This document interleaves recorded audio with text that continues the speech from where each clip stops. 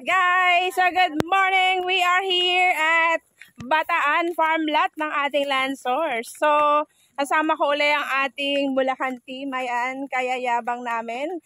So, ready naman po ang aming alaksan.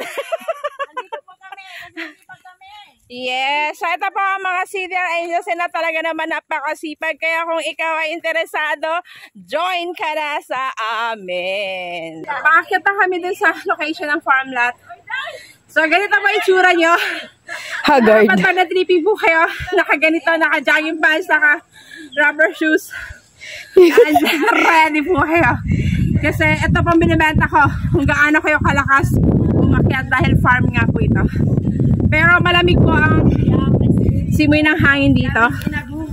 At malapit lang naman. It so happen na hindi pa talaga gawa yung mga kalsada. Pero sooner or later po, in the future, maganda po dito. Alright? So, Bataan Farm Lot, only 3,000 to reserve.